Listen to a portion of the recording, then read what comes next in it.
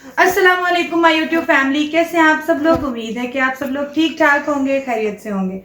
आज मेरा ख्याल है 4-5 दिन के बाद मैं वीडियो बना रही हूँ और मैं लाहौर गई हुई थी, आप सब लोगों को बताया था मैंने। और वहाँ से मैंने बहुत सारी शॉपिंग भी की, कुछ अपनी इलेक्ट्रॉनिक्स की चीज़ें लेनी थी, कुछ किचन अप्लाइंसेस लेने थे और जो सबसे इम्पोर्टेंट था वो मैंने फ़ोन लेना था अपना।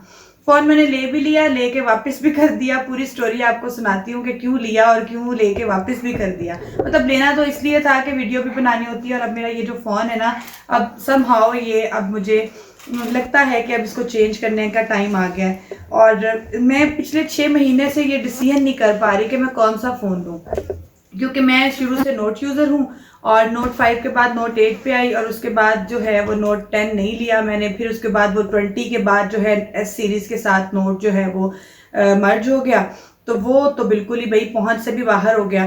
तो बस सोचते सोचते नोट 23 भी नहीं लिया गया, 4 भी नहीं लिया गया और अब नोट 25 भी आ गया है, लेकिन वो भी नहीं लिया। खैर मेरा बजट था कोई 1.5 से 2 लाख का और इसमें मैं ढूंढ रही थी कि कोई फ़ोन जो है ना मैं ले लेती हूँ।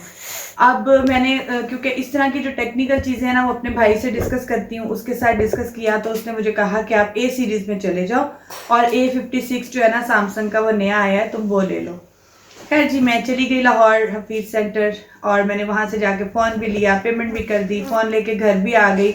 उसके बाद मैंने देखे यूट्यूब पे कुछ रिव्यूज़, और हालांकि मुझे उससे पहले रिव्यूज़ देखने चाहिए थे फ़ोन। जब मैंने लिया तो उसके बाद मैंने रिव्यूज़ देखे और रिव्यूज़ देख के मुझे ना थोड़ी सी डिसअपॉइंटमेंट हुई, क्योंकि मोस्टली लोगों का कहना ये था कि इतने पैसों में ए सीरीज़ लेना जो है ना वो बेवकूफ़ी है।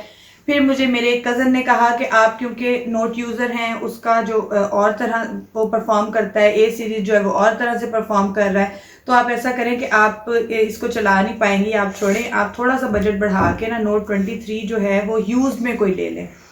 खैर वो भी मैंने, अब आपको पता है कि हफीज़ सेंटर में आप जाएं तो जब तक कोई जानने वाला ना हो, वैसे तो मैं अब जानने वालों से भी चीज़ें लेने के हक में नहीं हूँ, लेकिन जानने वाला ना हो, कम से कम आपको डेविल ढूंढना होता है कि फ़ोन खुला हुआ ना हो, चोरी का ना हो, कोई मसला ना हो। तो इस वजह से वो सेकंड हैंड फ़ोन मैंने कभी लाइफ में लिया नहीं। पहले बताती हूँ आपको A56 का कि क्या हुआ। लेके मैं घर आ गई, रिव्यूज़ देखे तो मुझे वो अच्छा नहीं लगा। अभी मैंने उसका डब्बा जो है वो खोला नहीं था, वो वैसे ही सील था। तो मैंने उसी शॉपकीपर को फ़ोन किया, वो कुछ पुराने जानने वाले हैं क्योंकि उनसे मैं सारी चीज़ें लेती रहती हूँ, एसेसरीज़ वगैरह, लैपटॉप वगैरह, या हफीज़ सेंटर का कोई भी काम हो तो बड़े अच्छे भाई हैं, उनके साथ मैं शेयर कर लेती होती हूँ। उन्होंने मुझे कहा कि फ़ोन तो बहुत अच्छा है लेकिन चूंकि आपने नोट सीरीज यूज़ किया तो आपके लिए शायद मुश्किल होगा। अब मुझे दरमियान में कुछ लोग कहेंगे कि अगर आपने इतने में लेना था तो आपको यूज़ जो है वो एप्पल ले लें। एप्पल में सिवाय कैमरे के मुझे कुछ भी उसमें जो है वो यूज़र फ्रेंडली नहीं लगता, क्योंकि मैंने अपना डाटा जो है वो लैपटॉप में ट्रांसफ़र करना होता है और मुझे मेमोरी कार्ड वाला फ़ोन चाहिए होता है। मुझे समहाउ लगता है कि सैमसंग जो है वो एज़ कम्पेयर टू आईफोन, मेरा पर्सनल एक्सपीरियंस है, हो सकता है आप लोग इसको डिसएग्री करें, मुझे आसान लगता है सैमसंग यूज़ करना, क्योंकि मुझे डाटा ट्रांसफ़र करना है, मुझे अपनी ऐप्स, अपने बिल्स एंड ऑल दैट सब कुछ इसी पे करना होता है। मेरा फ़ोन मेरा कंपेनियन है, इसके साथ मेरे सारे काम चल रहे होते हैं। खैर एनीवेज, फ़ोन मैंने लेके फिर उसके बाद वापस भिजवा दिया और अब मैं उनके ज़िम्मे लगा के आई कि मुझे S24 या 3 में कोई अच्छा फ़ोन जो खुला हुआ ना हो, जो चोरी का ना हो, जो अच्छा फ़ोन हो, वो आपने लेके TCS करवाना है। लेट्स सी कि अब वो मुझे, दरमियान में सैटरडे को हड़ताल आ गई तो मार्केट बंद थी और संडे वैसे मार्केट छुट्टी होती है, तो फिर जी इस वजह से मेरा फ़ोन जो है वो पोस्टपोन हो गया। लेकिन उसके अलावा मैंने कुछ चीज़ें बाय की हैं, कुछ किचन अप्लाइंसेस बाय की हैं, कुछ मैंने अपनी जो हैं वो और चीज़ें बाय की हैं छोटी छोटी सी, वो मैं आपको दिखा देती हूँ, जिसमें एक बड़ी मज़ेदार सी ये चीज़ है। ऑल्दो मेरे घर में पूरा होम थिएटर है म्यूज़िक सुनने के लिए, लेकिन मेरे हस्बैंड को बड़ा शौक था कि बीट्स पिल लेनी है, कि कहीं भी ना आपने एक रूम के अंदर अंदर जो है अगर सॉन्ग सुनने हो या कभी म्यूज़िक सुनने का मूड हो, तो उसके लिए उन्होंने ये वहाँ से ख़रीदी हफीज़ सेंटर से। अब मुझे नहीं पता, आप लोग बताइएगा, क्योंकि इसका मेरा कोई एक्सपीरियंस नहीं है। ये है जी JBL की क्लिप 5 और ये इतना सा स्पीकर है, ठीक है। और इसको मैं ऑन करके दिखाती हूँ आपको, बड़ा फ्रेंडली सा, बड़ा छोटा सा, ये इसके बटन्स हैं, वॉल्यूम बटन्स। और ये एक क्लिप मैंने लिया, मुझे ये उस हिसाब से थोड़ा सा महंगा लगा। इसका वॉल्यूम बस इतना सही है कि आप एक रूम में बैठ के आराम से गाने सुन सकते हो, और कोई बहुत अच्छी आउट ऑफ द वे जैसे होता है ना, बहुत अच्छी बीट तो नहीं है, लेकिन बस समहाउ मेरे हस्बैंड को अच्छा लगा और उन्होंने ये ले लिया। और आप लोग मुझे बताइएगा कि मैंने ये 16,500 का लिया है, कहीं ये मैंने महंगा तो नहीं ले लिया, क्योंकि इसका मेरे साथ कोई एक्सपीरियंस नहीं है और मैंने अभी ख़रीदा है। और मुझे लग रहा था कि ये महंगा है। और फीस सेंटर में आपको पता है इतना कुछ है ना कि आप उधर जाके पागल हो जाते हैं, आपको समझ ही नहीं आती किस शॉप पे आप जाएं, क्या चीज़ खरीदें। वहाँ पे बहुत सारी, अगर अच्छी है ना तो वहाँ पे बहुत सारा फ्रॉड भी होता है, बहुत सारी गलत चीज़ें भी आपको मिल जाती, कोई नया बंदा वहाँ जाके फंस भी जाता है। तो हम लोगों का ज़ाहिर है रोज़ रोज़ जाना तो वहाँ पे होता नहीं है, तो हम भी एक तरह से नए ही हैं। बैटरी टाइमिंग इसका कोई इतना ख़ास नहीं था, या शायद इसलिए कि अभी इसको हमने चार्ज ही नहीं किया। और इसके अंदर ये इसकी डाटा केबल थी जिससे ये चार्ज होता है। और ये इसका, अच्छा इसकी कोई वारंटी नहीं है। इंटरेस्टिंगली मैंने कहा कोई वारंटी वगैरह है जी, नहीं जी, इसकी ये इंटरनेशनल चीज़ें होती हैं, इंपोर्टेड चीज़ें होती हैं, तो इसकी कोई वारंटी वगैरह नहीं होती। खैर 100% सेटिस्फाई तो नहीं हूँ, बस ले लिया। लेकिन उसके बाद मैंने, क्योंकि ट्रैवल करती हूँ बहुत ज़्यादा और फ़ोन अभी मैंने लिया नहीं था, तो मेरे फ़ोन की बैटरी जो है ना वो कोई इतनी अच्छी चल नहीं रही थी, तो उसके लिए ना मैंने एक ये पावर बैंक लिया। हाँ जी, इसकी मुझे 5 ईयर की वारंटी मिली, इसकी उन्होंने मुझे 5 ईयर की वारंटी दी। और ये मुझे पावर बैंक बड़ा अच्छा लगा, ये वाला है। और ये कंपनी कौन सी है, ये वाला है। और इसका ये सीरीज़ है A369 और ये all in one fast charger है। इसके अंदर एक टाइम में आप अपने 2 फ़ोन चार्ज पे लगा सकते हैं। और उन्होंने कहा था कि 2 फ़ोन अगर मुसलसल आप सारा दिन भी चार्ज करें तो ये आपका बड़ा अच्छा जो है ना टाइम गुजार देते हैं।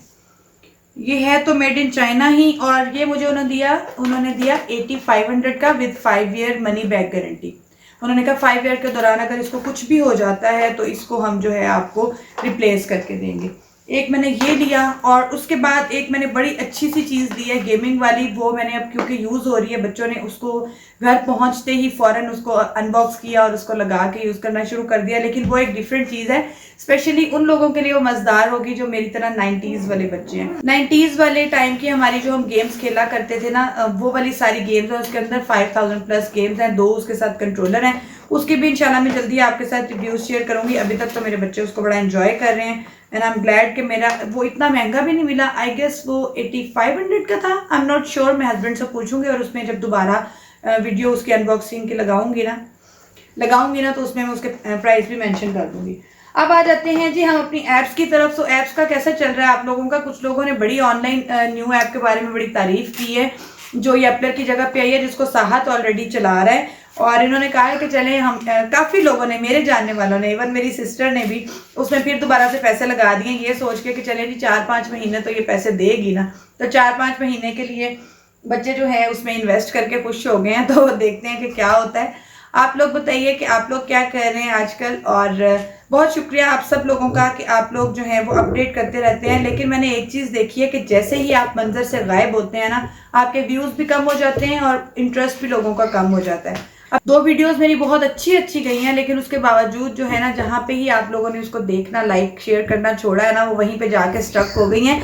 तो वीडियो बनाना इजी नहीं है, बहुत मेहनत करनी पड़ती है, एडिटिंग करनी पड़ती है, पूरा स्क्रिप्ट तैयार करना पड़ता है, सोचना पड़ता है कि आपके साथ क्या शेयर किया जाए और क्या नहीं।